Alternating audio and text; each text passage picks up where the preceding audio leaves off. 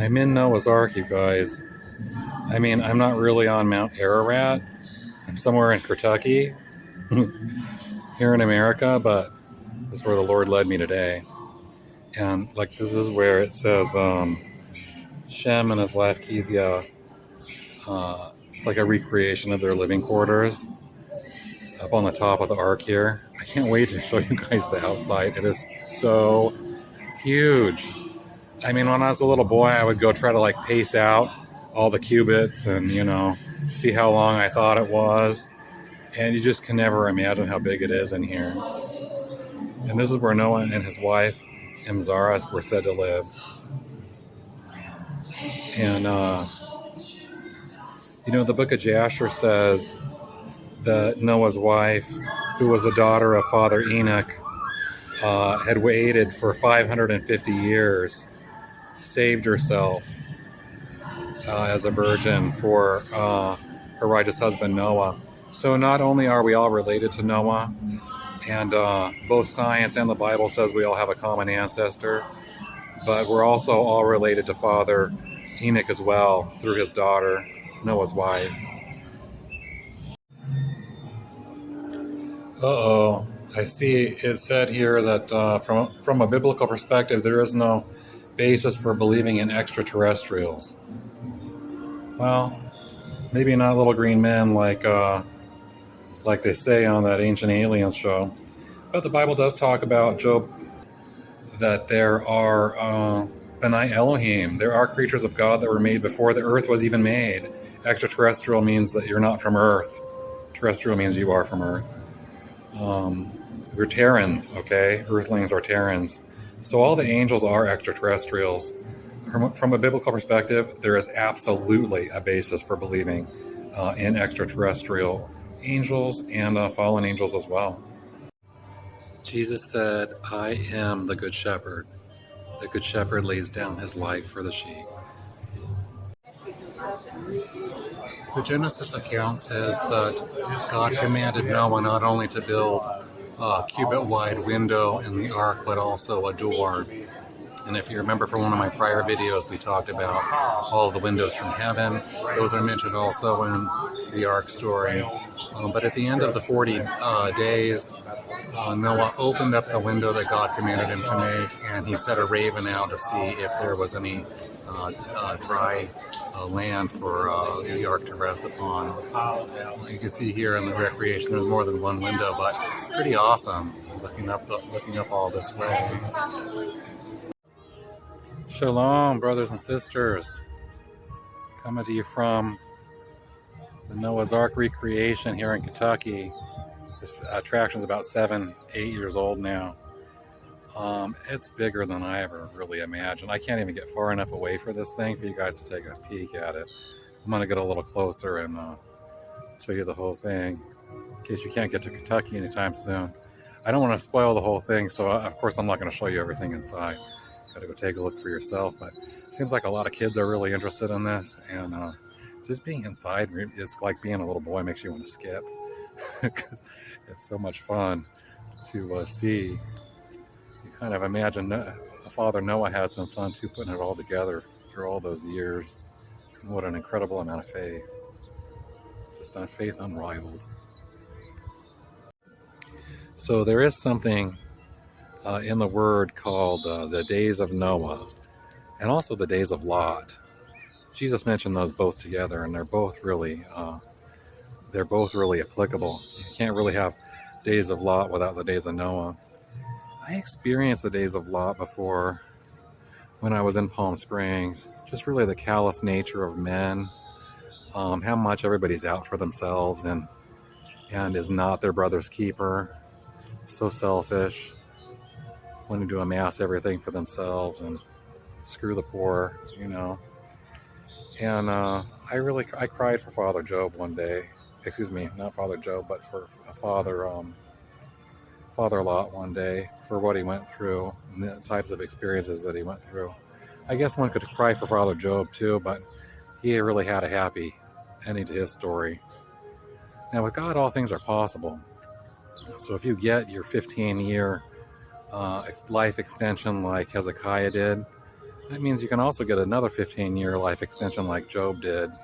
I'll tell you what, I think as unhappy as Satan made Job, there in the end he was pretty happy. I think Hezekiah too had to be pretty happy when that angel went and slew 100 some odd thousand of the enemy, and his aqueduct, his water tunnel there, you can still see it in Israel over 2,000 years later.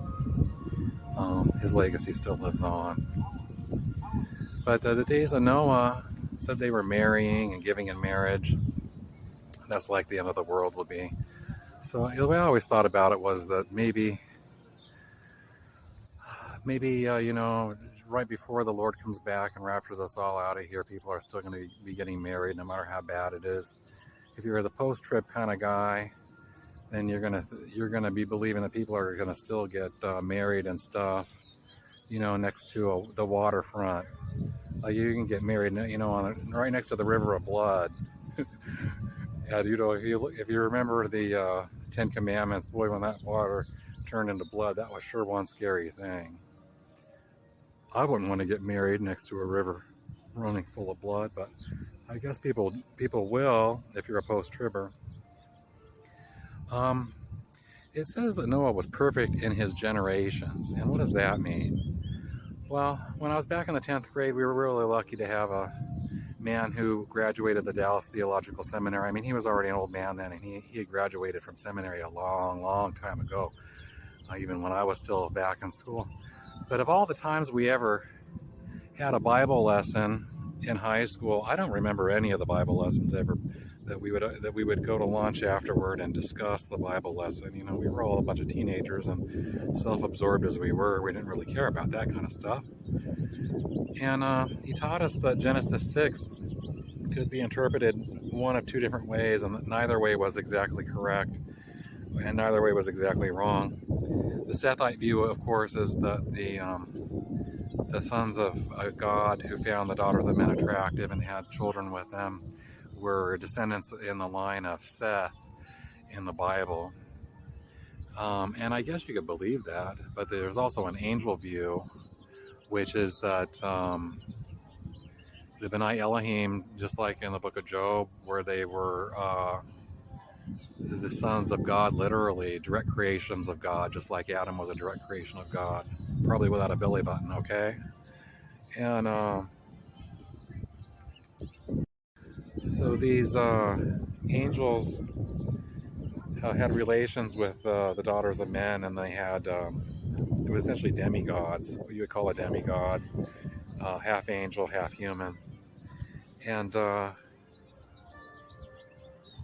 very evil. These creatures were very evil, called Nephilim,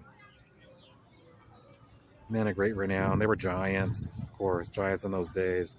And the plan of Satan from the beginning was to ruin the plan of God to save us, to save the world if we accepted it. And how he was going to do that was to corrupt the bloodline. This teacher taught us in the 10th grade. He was going to corrupt the bloodline so that the perfect genealogy from Adam all the way to Jesus, there would be some corrupt blood in there. And so the days of Noah, like Jesus is talking about in Luke, is similar to the period back before the flood when Noah built this great ark. And so the purpose of having the ark with 7 of each of the clean creatures and 2 of the unclean creatures, and Noah and his 3 sons and their wives, and of course Noah's wife, was to keep the bloodline pure, 100% man, 0% angel, so that the plan of God could be fulfilled through Jesus.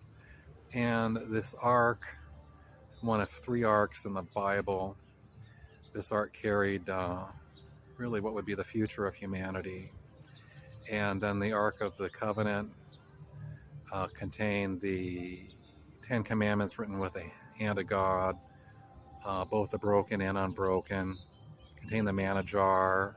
It contained Aaron's budding staff, I mean, the Apostle Paul gives us a list of contents inside the ark. And there's also the belief that the Virgin Mary was an ark of sorts because she carried the salvation of man in her through Christ Jesus. And some people call Jesus himself an ark because he's the way to escape the judgment of God that's to come on mankind. Maybe about 20 years ago, I heard on Coast to Coast Radio, this guy, a preacher, educator, L.A. Marzulli, Marzulli, I think there's two L's. And he wrote a book called Nephilim Apocalypse. And basically it was this idea that the Nephilim were back, the giants were back, and that Satan was back to his old scheme of trying to corrupt the bloodline.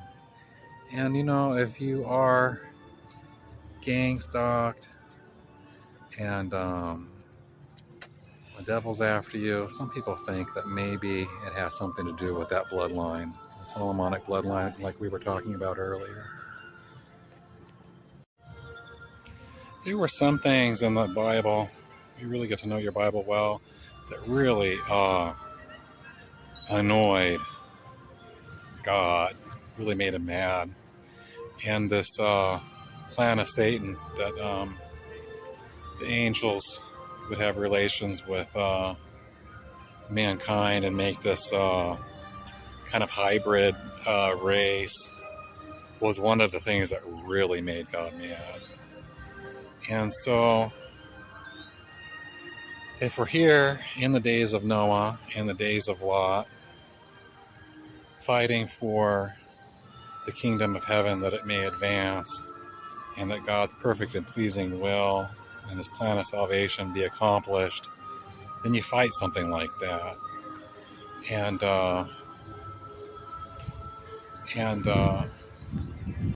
one of the ways you fight it, like it says in Revelation, they overcame him by the blood of the Lamb and the word of their witness, is not only are you pleading the blood of the Lamb a lot, but you give testimony,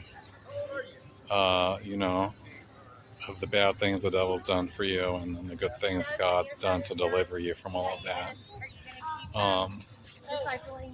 That's the way you beat the devil. It also says they love not their lives to the death. There's a third part to that as well. And so because Jesus take the sting out of death for us all, be willing to lay down your life for him like he was willing to lay down his life for you.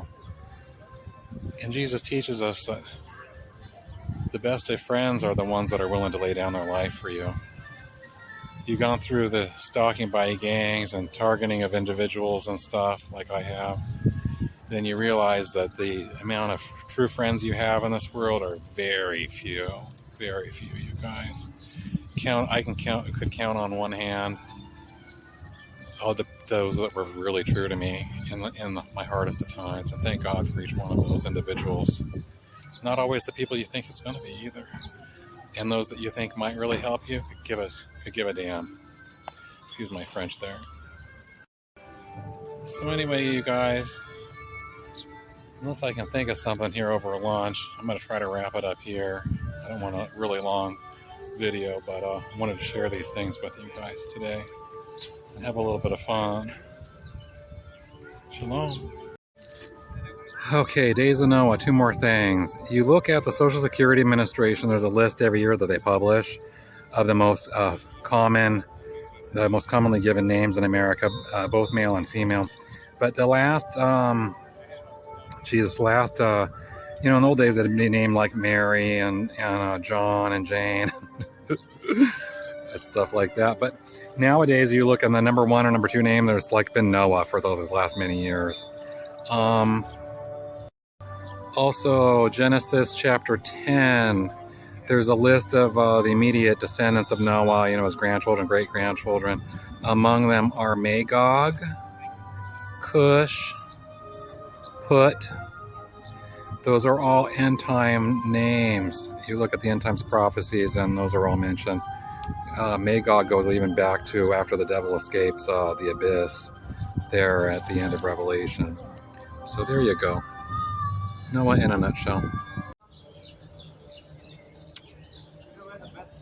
You know, it can't be Hezekiah James channel unless I give you a little bit of weird. So I'm going to tell you something that I didn't see here at the Ark Encounter, although they've got the story of Noah and the Ark pretty well covered here. One of the things is that, much like the Ark of the Covenant, the Noah's Ark was a product of divine geometry. The architect of the universe is the one that designed it and gave the blueprints essentially to Noah. And so people wonder how they could fit all of these creatures, just every sort of creature on the entire earth in this thing. And, I don't recommend Harry Potter because witchcraft sucks. But I have seen all the Harry Potter movies, and in one of them, or a couple of them actually, I think Hermione's purse or her bag is pretty much, it's endless, the capacity, because it's enchanted. There's also a tent at some point where it's really a small tent, but you go inside and it's enormous. It's like a mansion inside this tent. And so because you've got the divine geometry of the Ark there, then of course, because God designed it, it could fit everything. And when you go inside this thing, this recreation here, it is really quite enormous in several decks, and it's just huge. Noah's also mentioned, like I said the other day, God mentions him to Ezekiel along with Job and Daniel as on the short list of the most righteous men. And then Noah's also makes what they call the Hall of Faith that the Apostle Paul puts together in the New Testament. And some people say that Noah had more than one wife, that he was a polygamist, and certainly a lot of those Old Testament guys were. But Apostle Peter, thank God for Apostle Peter, he tells us twice, both in 1 Peter and in 2 Peter, that there were only 8 souls saved on the ark. And that would account for Noah and his 3 sons and each of their wives. That accounts for 8. So in the book of Jasher says that Noah's wife was named, I think, Naamah. And here they've got another name at this buffet I just ate at, I think Emzara. They call his wife here, but Noah's wife is supposed to have a lot of different names, and nobody really knows what her name is, I guess. But the story I wanted to talk to you about today was in Genesis 9.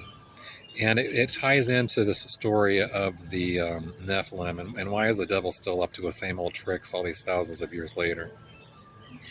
And what happened is after the... let's talk about Lot for just a second, because after what happened with Sodom and Gomorrah, all the sodomy and Gomorrah, they were destroyed by brimstone from heaven. And after it was all said and done with, Lot's daughters thought it was the end of the world. They thought they were the only ones left.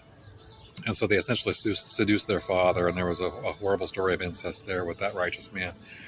And there's kind of a similar strange story with a kind of a bizarre twist. After Noah lands the ark, God tells him to be fruitful and multiply. And of course they do that, and Noah decides he's going to take up a vineyard and grow his own grapes. And he gets drunk off the wine one night, and he's laying in his tent, I think, or his quarters, and he's naked, he's nude. And Ham walks in and sees his father's nakedness. And if you know in the Bible, nakedness from Adam and Eve means they're showing their shame. And his other 2 sons, walk in kind of backwards, and they don't look at their father's nakedness, but they cover him instead while he's passed out there from the wine. But when Noah wakes up and he realizes what had happened, he does not curse Ham, because if he were to curse his own son, the son being the image of his father, he would curse himself. And so instead, Noah curses Ham's son, his grandson, Canaan, that he would, essentially the curse was that he would be a slave to his brothers. And A lot of TIs wonder, why are they always sending honeypots after me? Why are they sending these women that are so beautiful? Some of them are just almost impossible to resist. And the answer is, I think, found along these lines that you see in the story of Noah. That Noah cursed his grandson, not his son, because the curse on his son would be a curse on him. And so if the devil's able to, like maybe an Onan type situation, to steal your seed, make a Nephilim baby without your permission, which is something that, of course, God really detests, this whole Nephilim thing, then if they were able to curse and torture your son that you didn't know, or your daughter that you didn't know, who might be like half angel, then in that way they could curse you directly. Okay, see, a very important lesson from Noah. I'm going to leave you with one other thing you probably have never heard about Noah, and that is that in the book of Jasher it says that the garments or the raiments of skin, animal skins that God made for Adam and Eve to cover their nakedness came over on the ark, and that essentially, I think it was passed down through Lamech, and went to Nimrod, who was making the Tower of Babel. And Nimrod was a great hunter. The Bible also says that Esau was a great hunter. And then Jasher says that essentially there was the most dangerous game played. If you've ever seen that movie, or have you ever heard of the serial killer, the Zodiac Killer was obsessed. One of the Zodiac Killers, mind you, there were more than one. One of the Zodiacs were obsessed with the most dangerous game, and he was kind of playing the most dangerous game when he had murdered some of his victims. But in any event, Esau played the most dangerous game with Nimrod and had killed him, and I think, as the story goes, had taken the garments that God had made with his own hand for Adam and Eve.